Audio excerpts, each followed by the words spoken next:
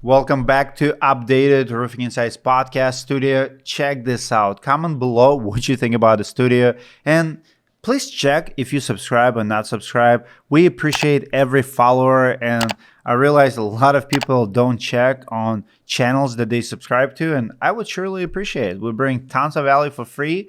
And it means the world to me. Enjoy the episode.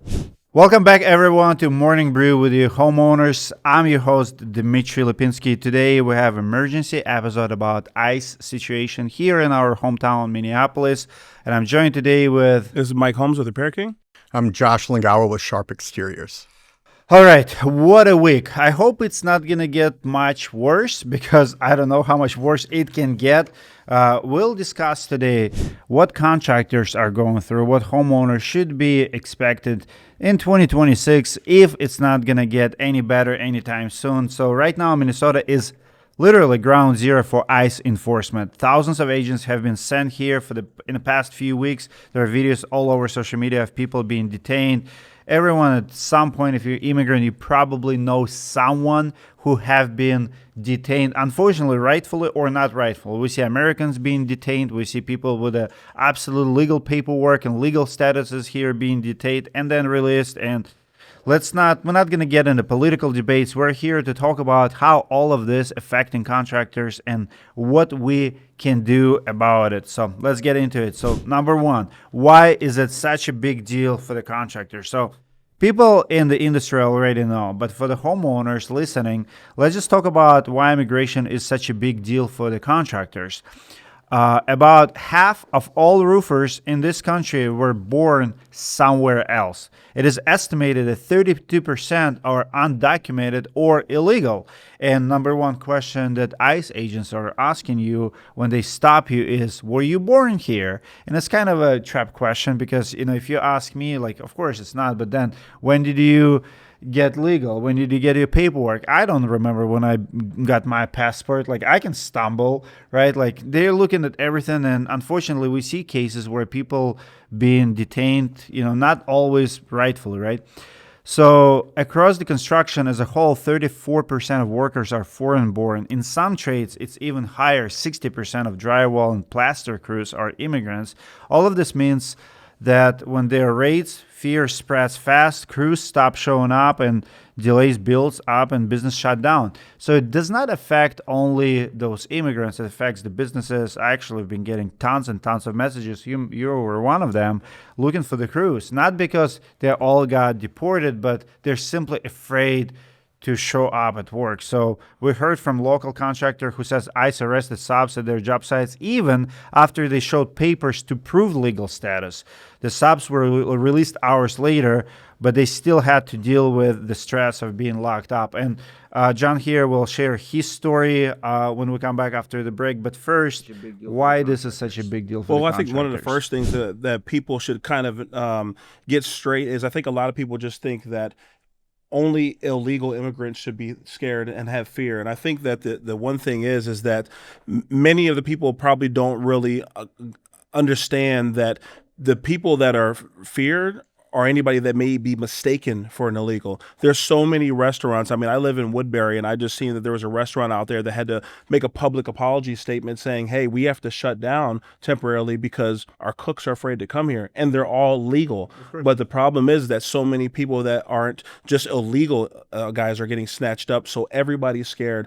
I mean, whether you work outside or whether you work inside, people are just scared to come out the house, or in some areas just drive down the street. Absolutely. Yeah, we've been finding, just on Monday, we had one of our crews that we were sending to one of our Wisconsin jobs get detained for 3 or 4 hours on the way to Wisconsin. So they released them, though? Yeah, they all got released, which is great, but still it's a major inconvenience, and it's scary. I'm sure it's got to be. I think it's a lot of super stress. scary. It's not just inconvenience. You don't want to repeat it twice. Right. That's not the experience you want. Right. Yeah. Because we're all in Minnesota. I don't know about you guys, but my entire social media threads or algorithm is nothing but it's like 80% ICE. That's all we're seeing. And even, it's kind of like, see me first, I'll say this. Years ago, I went with Anthony Del Medico down to Eagle Pass, and we covered a story on a documentary about the immigration when Biden was he was the president, and we seen firsthand on both sides of the border a lot of the immigrants that were coming in. And before I went down there, I didn't have the, as large of a grasp or understanding on who was really coming through the border, good and, for a refugee and for probably for some bad reasons and that sort of thing. So I will say that I have been like, I get it. They have a job to do. It's tough. If you're just, and let's relate it to this. If you're a landlord and somebody's not paying you, you got to get kicked out of your house. It's not going to be a good thing kicking somebody and their kids out the house. So I understand ICE has a job. That being said, it's getting harder and harder to support them with the things that we're seeing on social media and that sort of thing, and seeing that people that aren't bad guys, people that are legal, people that are checking in with immigration and in schools, and we're just seeing everything else that's just making you cringe a little more each time, saying, I don't know if I like this anymore. Right. know? Yeah. They are definitely here for a reason, and I can support getting the violent criminals out of the United States. But when it starts, it seems like there's an overreach, and scare tactics are reaching far beyond the criminals and into the everyday person. So social media spreads everything like a wildfire. Do you think it contributes to the fear or contributes to actually, like, do you think it's as bad as we see it on social media, or it's even worse?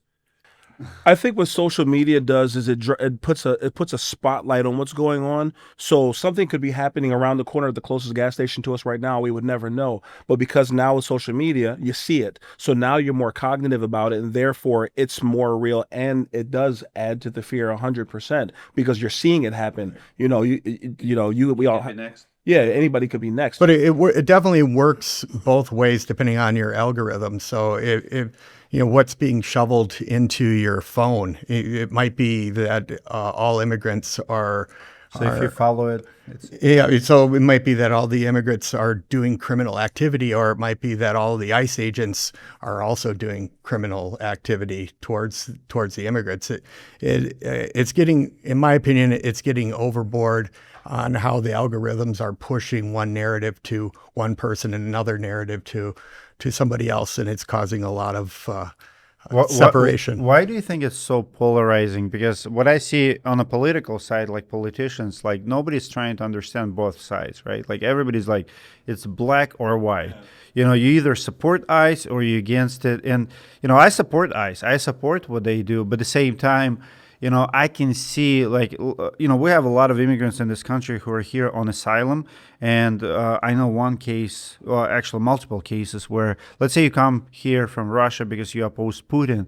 If they put you on a plane and send you back to Russia, you're going straight to jail. And it's have been happening. And you came here legally, you seek asylum, government lets you in, they open your case, you're next in line to get, green card, work authorization, maybe getting married, and now you're on a plane back because you got stopped. And, ICE position is like, come back another time. There's going to be no another time. You're going to get killed in your own country. Yeah. Try to send someone back in, Mexico. I remember years ago, one of my employees were here on asylum. He worked for Mexico SWAT team, and his partner got beheaded. Sorry, literally they put a head on their car. So he has to escape the country to United States with his family seeking asylum, or he's going to get killed. Yeah. Well, today, if he would be stopped, he would be deported. What do you think would happen to him back in his country?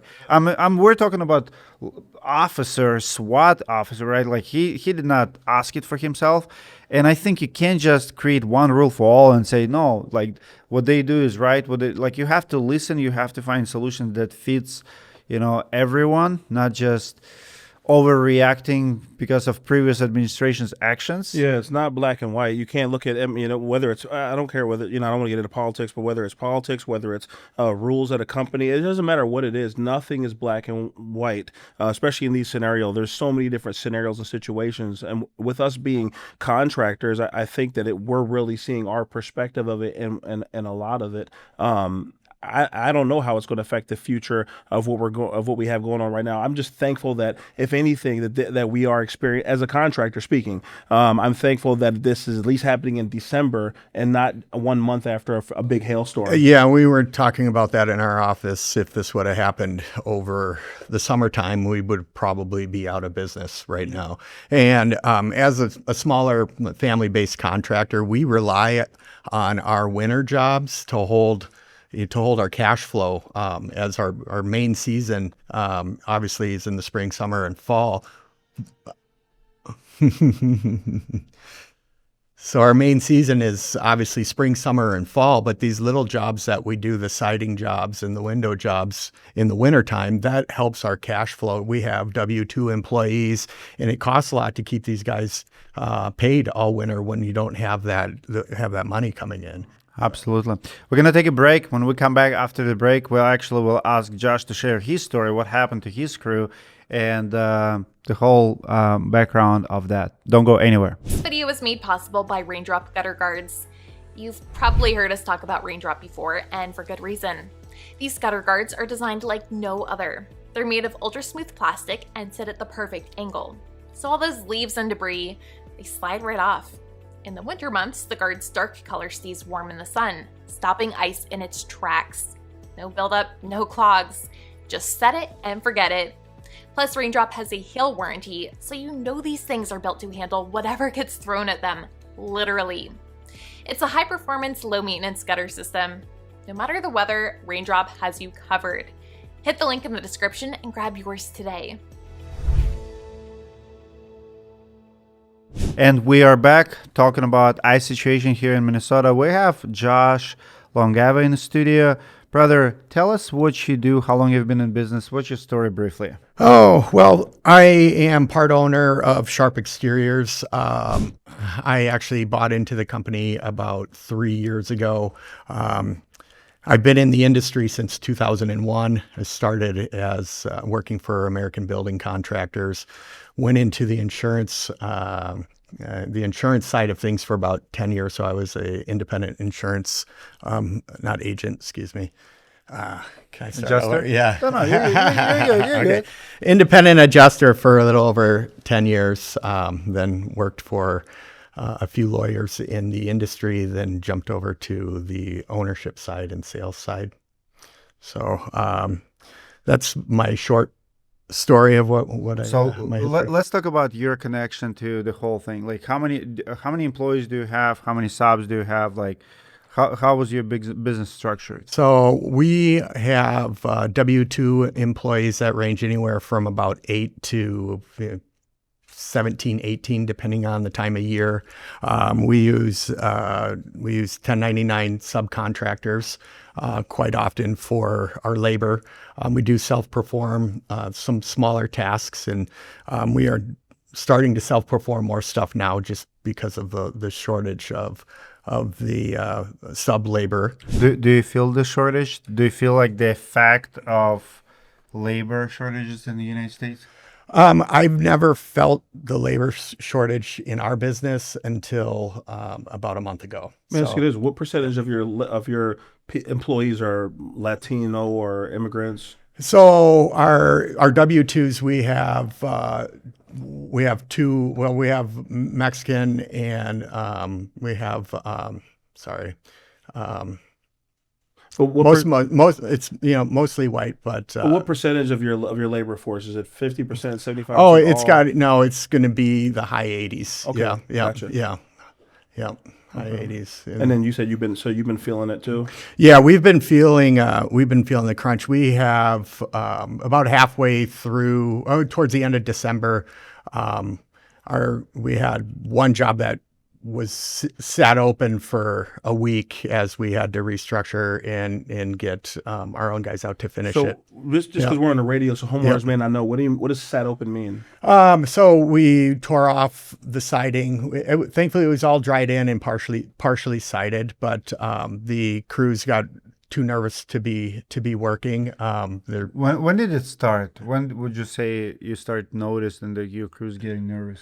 The end of December is when we really started feeling it. There was chatter chatter shortly before Christmas time. However, maybe it was shortly after Christmas. I can't remember the exact date, but it's come to a head very quickly. And it seems like every week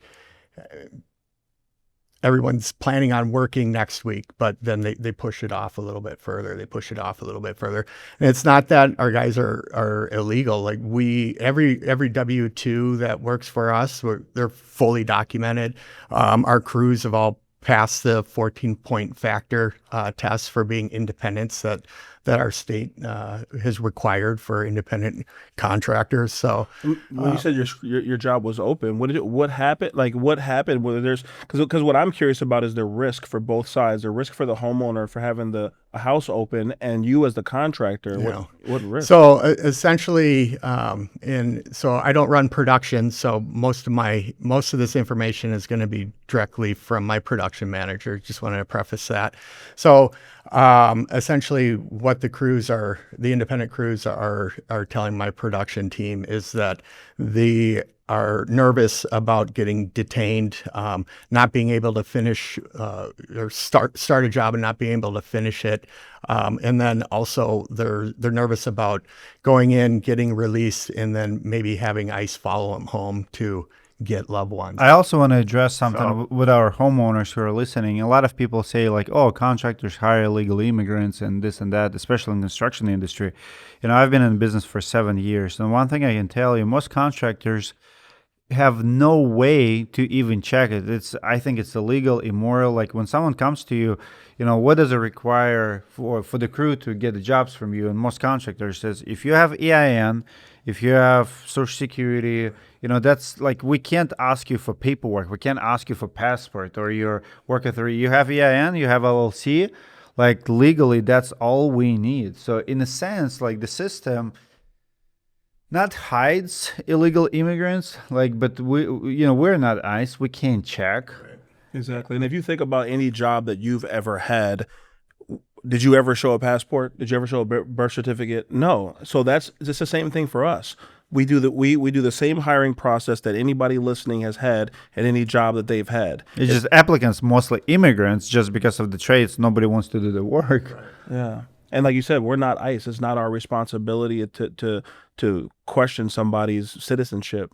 Right. We do have some responsibility, but that's into making sure that our subcontractors are fully legal to work here in Minnesota. So that's general liability, workers' comp insurance, and anything else that would be on that 14-point factor. What's your situation right now? You have jobs right now you can't finish because you don't have crews? Or are you looking for? We're looking for crews that we don't have any open jobs right now that we can't finish, but we have a surplus of jobs that we can't start, specifically because of... Yes, crews can. And what happened to your crew? I want our listeners to hear the whole experience. Like they were going to the job site, they got pulled over, full story. Yeah. So on Monday, I talked to our production manager to just follow up on a job that we have in Wisconsin, and that they were supposed to start. And I asked him like, how'd the job get off? And he's like, well, I made it all the way out to the job site and got a call from the crew leader on our sublaborer and said that they're not going to make it in.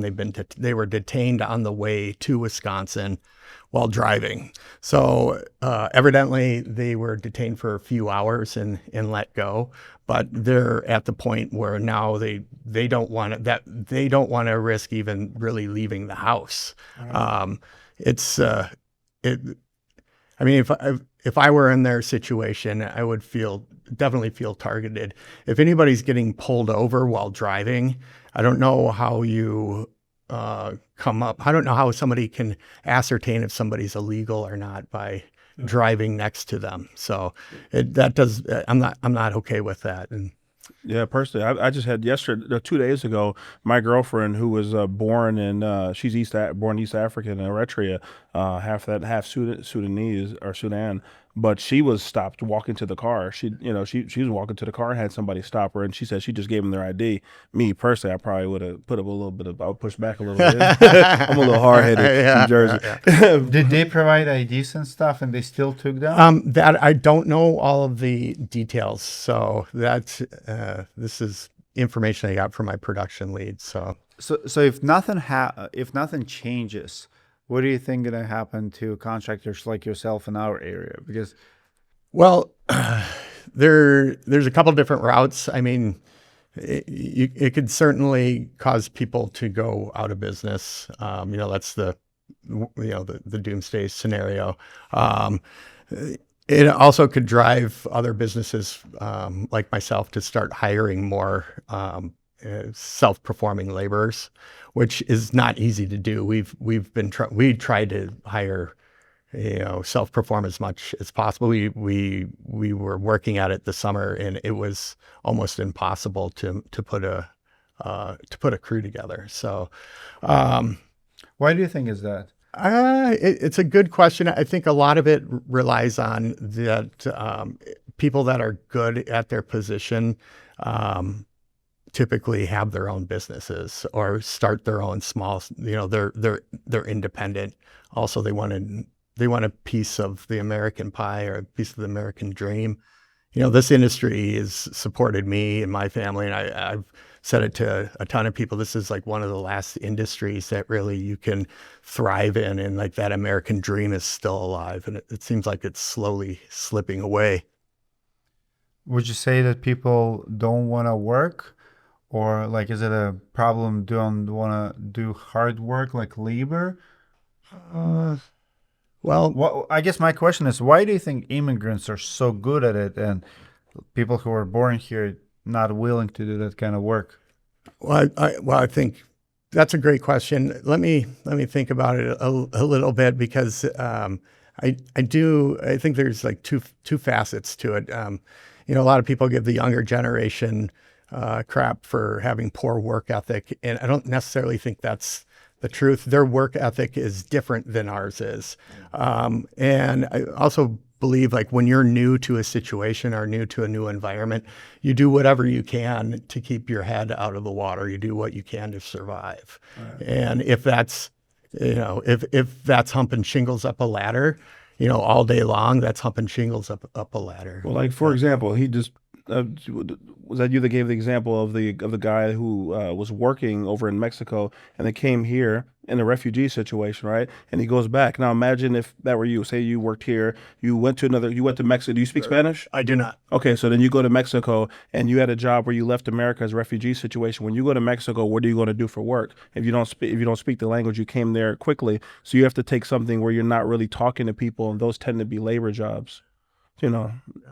Not to say they're not qualified for other things. You get in where you fit in when you're in another country. Right.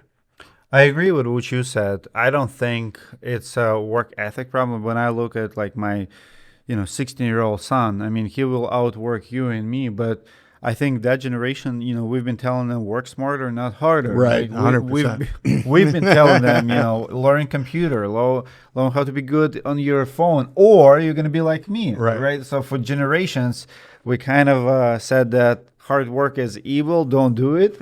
And now we're like, hey, why nobody wants to do it? But kids, I'm telling you right now, if you want to become super rich, learn the trades, because roofs have to be fixed, plumbing has to be done, and someone has to replace those HVACs. And people will pay premium price to anyone who will do hard labor. We're going to take a break. When we come back, we'll talk about job site rates and contractor responsibilities. And also we'll talk about few more stories from here in Minnesota. Don't go anywhere. Contractors love the catch-all because it makes every single one of their roof builds easier and more profitable. Protective netting wraps facade and landscaping to prevent from left-behind nails and damage. Homeowner referrals bring you more jobs, and insurance supplements bring you more profits. But my favorite part, the branding. And we are back with more stories from our crazy times.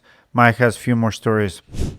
There have been a lot of reports of ICE at construction sites in Minnesota over the last month. Sometimes people with legal status or without violent record are getting caught up in them.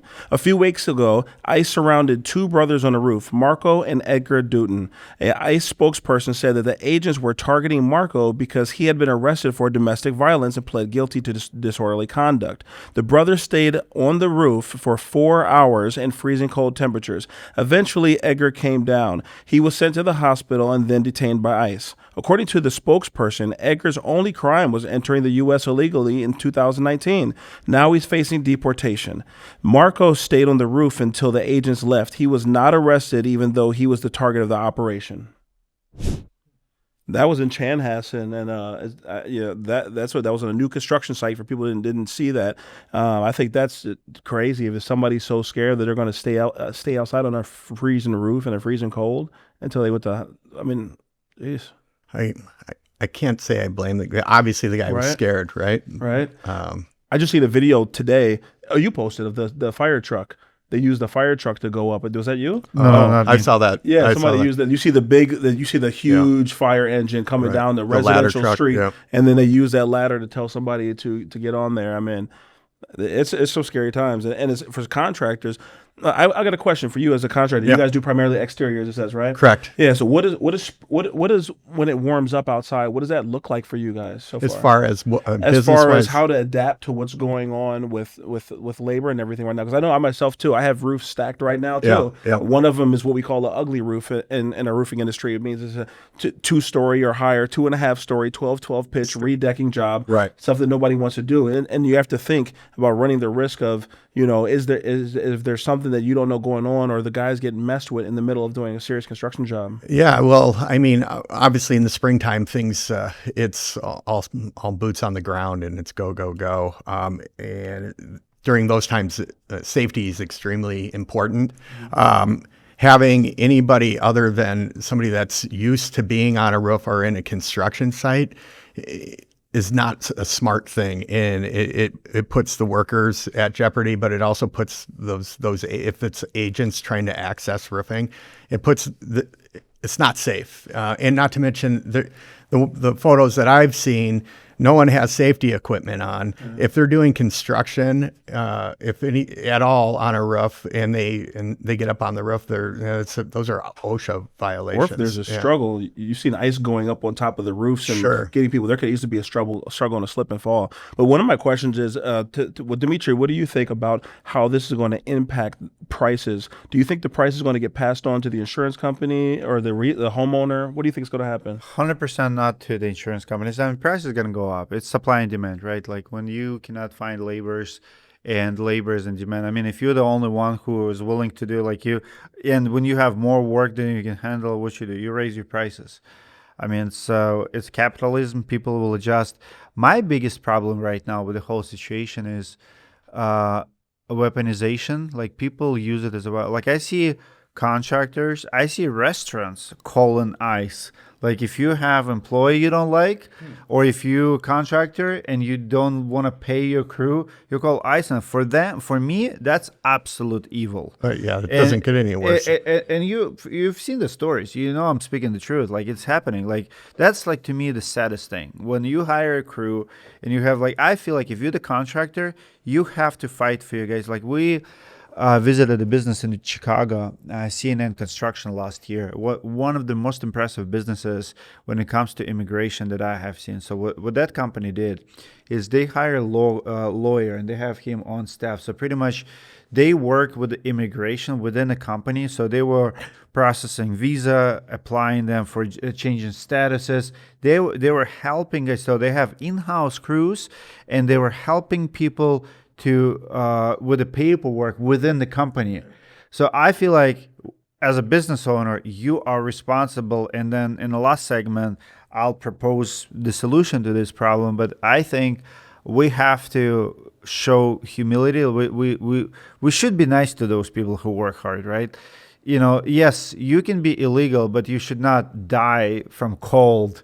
You should not be treated like a dog, right? Like in a different situation. I mean, you should be deported, but in a humane way, like not beat up. I mean, right now we see, people who comes out of detain like beat up, they brutalized. I mean, it's sad. Like those images are very disturbing. We still live in the United States of America. They're not. I mean, they broke the law, but we don't treat criminals like that. Even if you're a serial killer, you still should be treated by law, not just by someone's rage. And business owner, like just someone told me this morning that owner of Chick-fil-A, a manager of Chick-fil-A, called in his employee, and ICE came in and tweeted him. And the guy had the paperwork, but guess what? They don't check, right?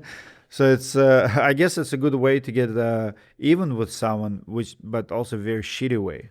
Yeah, I mean, the guy hires illegals, then calls immigration on them. Seems pretty backhanded.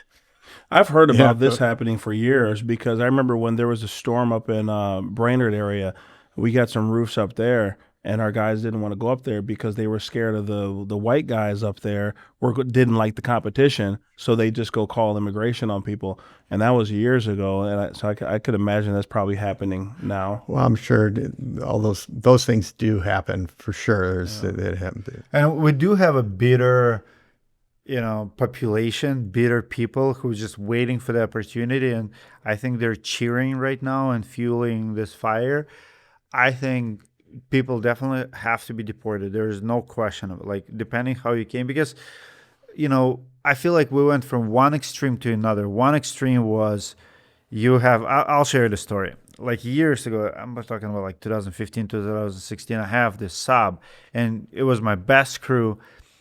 And all of a sudden he disappeared. So I only dealt with him, LLC, everything, all the paperwork, insurance, everything was in place. And then he disappeared for like 2 weeks. And then his wife came in. Apparently he got GAY and he got deported. He's been in the country for 17 years. Wow. His wife came to my office with the daughter. Wife did not speak English. Daughter was translating. And it's like, hey, would you do business with us? But what I learned, he was not paying the crew while he was gone. So I was paying them, but they were using money to get him back in the country. And within a couple of weeks, he got back in the country. And I've never done business with him. Like I changed the crew for different reasons. I did not like the whole fact. Like crew came to me, it's like, Dmitry, we're not getting paid. So they stopped working. And I'm like, once I found out. But the point is, for years, and I remember listening so he came back and he wanted to talk to me, like it was 2 or 3 months later. And like, how did you get it back? Like, it's not a problem. So we go from extreme to you can get deported back in the country within a couple of weeks because borders are open, to now I feel like if we would do some kind of quota, I think the crazy number, right, like 3,000 deportations a day, whatever they have said, it's like it just raised the temperature of society so much. Now they don't even investigate. They just go hardcore, let's grab everyone. And I feel like you can't go to open borders, like get everybody in to like get everybody out that fast. Like, yeah, there's definitely changing the process. And you just reminded me when you said that story that there's collateral damage. You take the man who's supporting the head of the household, right? And then he leaves his wife and 5 kids, and then somebody, when they run a crew, they pay other people. So that was the example right there, where the main guy doesn't get paid, then that money goes in. They're supposed to pay him for that, but they're like, maybe it's a better priority that we take this money and get him back home. And there's just a lot of financial collateral damage that happens with those. What I was going to ask is, what do you guys say to, because I know you guys have social media, what do you guys say to the guys that go, well, why don't you just have a legal crew? Why are you hiring illegal crews? And why don't you just get somebody else? What do you guys say to those guys? Well, we do hire legal crews. That's the thing is this. They're all legal. Do you think that people think that there's a larger labor pool of legal people there? I think the assumption is that if you're afraid of ICE, that you have a reason to be afraid of ICE because of your immigration status, and that is true for some, but it's not that. But it's not you. That's not everyone. You can have a green card. You can have every paperwork, and like I know people who are 100% legal and have every right to be here. Like work authorization, they're just waiting for something, because sometimes it's, if you get married, so let's say when you went to school, you got married, you have few kids, and you have, work visa, whatever, like, yes, you don't have American passport, but you have, you're on the path. Like in 1 or 2 years, you'll get the passport. It just takes time. It takes 5 years to get American passport. But you work and pay in Texas. You have all the paperwork, like license, the whole thing. And now they're still taking you and deporting you. Like, that's crazy. It's and to answer your question, business owners are smart. They're also efficient. Like, you're not gonna hire a person who barely moves. Like, we hire people based on performance, and immigrants have that hunger. They will outwork everyone. So it's not about where you're from. Like, I don't think anybody in construction industry discriminates. We don't look like, okay, you're American, you can't hang drywall. We look like, okay, you're American, you install 2 pieces of drywall per day, and he does 25 pieces of drywall, and it's the same price. Right. Sorry, you have to move faster. Do you think this will turn into an opportunity for skilled labor to make a comeback? I really do think I have a son that's 19, and he's looking into, it's like mechanics, it's anything skilled. He loves working with his hands. He's very intelligent, but he would prefer to be actually doing something, and he sees the opportunity that the trades offer. So I think that's a pretty common. Sounds like a father-son training opportunity.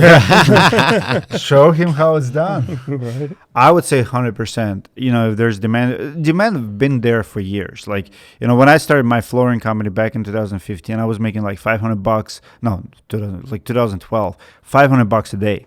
I can make $1,000 a day installing hardwood floors right now. And I'm 42. Like, it's a young people sport, but you can install floors, you can paint walls, especially if you go on your own. Man, you can kill it in trades. The rates that people paying right now, you can go work for someone, like for other company. They'll pay you premium rates, hundreds of dollars per hour if you're decent, like if you're really good, especially, like he said, mechanics, like electricians, stuff like that. So yes, it's a great opportunity to get in trades. I don't want to talk today just about problems. I want to talk about solutions. We're going to take one last break. When we come back, we will talk about long-term solutions for the industry. Do not go anywhere. Are you stupid and think you need a new roof? You don't. You just need Go Nano. Really? Your roof has been left battered from years of hail damage, granule loss, and other random threats. That's just Ned. Hey, you tell your dog not to piss on my plants! Don't worry, Ned, he didn't. That was all me. Yeah, I thought it was you, one of your stupid kids! Go Nano uses nanotechnology to strengthen your roof from the inside out, slowing down aging, protecting it from UV rays, granule loss, hail damage, and extends the life by 15 years. Guaranteed. 15 years. It's pretty good. It's longer than any woman's one been willing to stick around with me. Other companies use soybean oil or bio oil and only offer temporary protection. Go Nano protects you at the nanoscale. So you don't have to buy a whole new roof? No! That would cost you thousands. Go Nano can extend the life of your roof for 85% less than a new roof. Well, that would leave me a lot of money for that moat I want to build. Oh no, not a moat. If anyone tried to get to your house, it would very briefly slow them down. Stay on your side of the road. A roof without Go Nano is like a car without seatbelts, or a castle without a moat. Get smart, get Go Nano. And we are back for the last segment. Thank you so much for drinking your drinks with us today. Your hot brews, coffees, tea. Comment below what you guys are drinking with us. It's always coffee for me. Probably have 7 cups today. So the last segment, let's talk about solutions. We all know about a problem. Here's what I personally think. I think this country have been solving this kind of problems for a long time. We fixed it for our farmers, and we fixed it for our big tech. Google, Apple, those companies, they get brains from other countries, and they give them, nice visas. And nobody's getting deported. I have not seen any footage from ICE going into those offices and deporting anyone there, right? So, and also those companies, those corporations, they act as sponsors to their people. So, like, for example, I got my passport in 2011, and I got my parents here in 2015. I was a sponsor for my parents, which means I have to sign off that my parents is not going to apply for government programs, any government support, that they're going to work, and I support them, right? I feel personally that majority of decent business owners in construction industry will sign off on their employees. Like if I have, like you have 8-10 employees, right? They want to work. if we would get them visas, I would co-sign like, hey, he will pay taxes. He will play by the rules. If he doesn't, fine me, right? Kind of like we need them, they need us. CNN Construction in Chicago does it. They pay for the lawyer. They help with the housing. They help with the education. I mean, I feel like we're in it together. Immigrants need our help. Government needs our help. And I feel like government needed farm workers, and they issued there's a visa, for highly skilled, educated workers in STEM fields. They can get H-1B visas. Like, okay, we need farmers, we need to eat.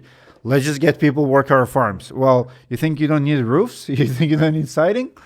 So, like, that's one of the solutions. What do you guys think? You see that with when you go to Apple, what's it called? Valley Fair. When you go to Valley Fair, you see the housing next door to it, and then lots of amusement parks have a lot of foreigners too. Yeah, we've done a few projects, roofing and siding projects at Valley Fair. They have some interesting programs for it's like a work study for people coming from overseas. So that housing area is primarily for students that are working that come from overseas. So it's a pretty unique situation. My question is to our listeners, if we would start a petition today, like let's treat it like a survey, like if we start a petition and we ask you to sign on that, like would you support it? Like would you support visa for temporary or, workers here to work construction jobs, sponsored by businesses? I feel like that's the key, because if you don't have business in the United States supporting it, you can become a freelancer, you can get a visa, do anything else. There's no accountability. But what they do at the big tech, you work at Google, when you pass the immigration, like at the airports or when you enter the country, they ask you, like, okay, you have work visa, where do you work? Or you work at Google, they can verify it. So, like, when my brother got here, like, we told them, like, hey, here's what I do, here's my taxes, I'm signing off on my brother.